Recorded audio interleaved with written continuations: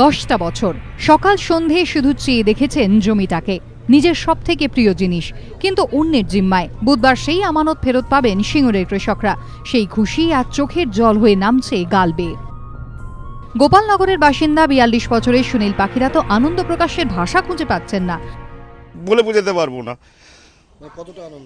কতটা আনন্দ, আর কি বলবো, আনন্দের আর সীমা নাই। বুঝতে পারছেন তো, মানে আমার সঙ্গে যেভাবে ব্যবহার করেছে এই মানে অত্যাচারী, সে অত্যাচারী মা, কাকিমা এবং বৌদি, সেই অত্যাচার ভুলবে না, সিঙ্গুরবাসীর লোক ভুলবে না। জমি আন্দোলনের সময় পুলিশের লাঠি খেয়েছেন, রবার বুলেটের ঘাস হয়েছেন। আজও সেই রবার বুলেটের খোল পকেটে নিয়ে ঘোরেন। ইচ্ছে আছে এই জমিটা ফেরত পেলে সেখানেই পুঁতে দেবেন। সিঙ্গুর আন্দোলনের সময় সুনীলের মেয়ের বয়স ছিল 5 বছর। তখন সে শুধু দেখতো বাবা অনেকদিন বাড়িতে থাকতো না। বড় হয়ে বুঝেছে কেন। আজ বাবার খুশিতে খুশি 15 বছরের মেয়েটাও।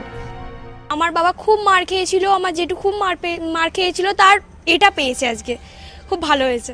আমার খুব আনন্দ হচ্ছে যে সবার মুখে হাসি ফুটেছে, যে সবাই জমি ফিরে পেয়েছে।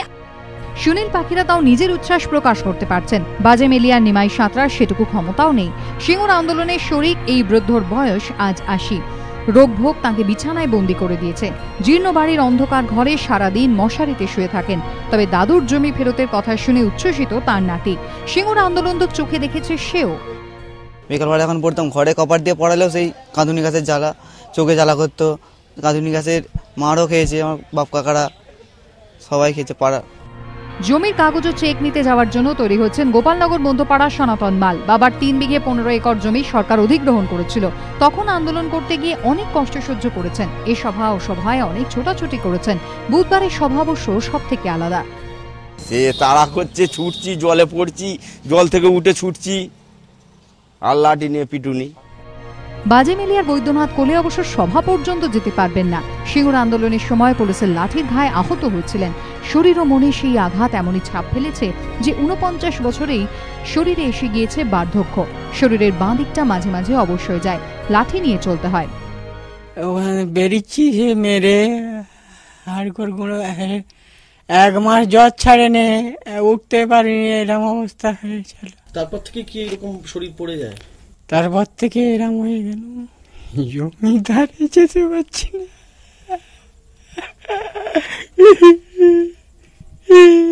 আর আমাদের বউ পরের বাড়ির কাজে যাচ্ছে।